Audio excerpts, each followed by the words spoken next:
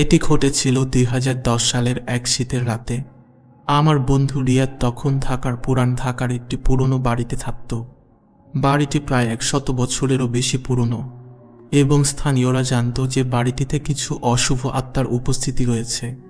কিন্তু রিয়াদ তখন তেমন কিছু বিশ্বাস করত না। সে ভাবত এগুলো সব মানুষের মাথায় গজানো কল্পনা। এক রাতে রিয়াদ তার রুমে একা বসে বই পড়ছিল। রাত তখন প্রায় 2টা। হঠাৎ সে শুনতে পেল কেউ যেন তার দরজায় টোকা দিচ্ছে। টোকাটা এতই মৃদু ছিল যে প্রথমে সে ভাবল হয়তো তার কান ভুল শুনেছে। কিন্তু কিছুক্ষণ পর আবার সেই শব্দ, এবার আরও স্পষ্ট। রিয়াদ দরজার দিকে তাকালো, কিন্তু কেউ ছিল না। সে দরজা খুলে বাইরে তাকালো, কিন্তু করিডোর ছিল সম্পূর্ণ অন্ধকার এবং নিস্তব্ধ। রিয়া দরজা বন্ধ করে আবার বইয়ে মন দিল, কিন্তু এবার সে অনুভব করল কেউ যেন তার পিছনে দাঁড়িয়ে আছে। সে ধীরে ধীরে পিছনে তাকালো, কিন্তু সেখানে কেউ ছিল না। তারপরে সে শুনতে পেল কেউ যেন তার কানের পাশে ফিসফিস করে কথা বলছে, আমি এখানে আছি। রিয়াদের গা ছমছম করে উঠল। সে দ্রুত লাইট জ্বালালো এবং চারপাশে তাকালো, কিন্তু কিছুই দেখতে পেল না। সে ভাবল হয়তো তার ক্লান্তির কারণে এমন হচ্ছে। সে লাইট চালিয়ে রেখে বিছানায় শুয়ে পড়ল।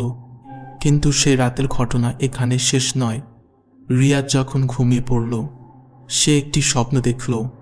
স্বপ্নে সে দেখল একটি মেয়ে, যার চোখ দুটি সম্পূর্ণ কালো। সে তার বিছানার পাশে দাঁড়িয়ে আছে। মেয়েটি তার দিকে তাকিয়ে হাসছে, কিন্তু সে হাসি ছিল অত্যন্ত ভয়ানক। রিয়াদ চিৎকার করে ঘুম থেকে জেগে উঠল, কিন্তু যখন সে জেগে উঠল, সে দেখল সেই মেয়েটি সত্যি তার বিছানার পাশে দাঁড়িয়ে আছে। তার চোখ দুটি সম্পূর্ণ কালো এবং সে নিঃশব্দে রিয়াদের দিকে তাকিয়ে আছে। রিয়াদ চিৎকার করতে চাইল, কিন্তু তার গলা থেকে কোনো আওয়াজ বের হচ্ছিল না। সে বিছানা থেকে লাফিয়ে উঠে দৌড়াতে চাইল, কিন্তু তার পা যেন মাটিতে আটকে গেছে। মেয়েটি ধীরে ধীরে তার দিকে এগিয়ে গেল এবং তার মুখ রিয়াদের মুখের কয়েক ইঞ্চি দূরত্বে এসে থামল। রিয়াদ অনুভব করল মেয়েটির শ্বাস বরফের মতো ঠান্ডা। তারপর মেয়েটি হঠাৎ করে গায়েব হয়ে গেল। পরের দিন রিয়াদ সেই বাড়ি ছেড়ে চলে গেল। সে আর কখনো সেখানে ফিরে যায়নি।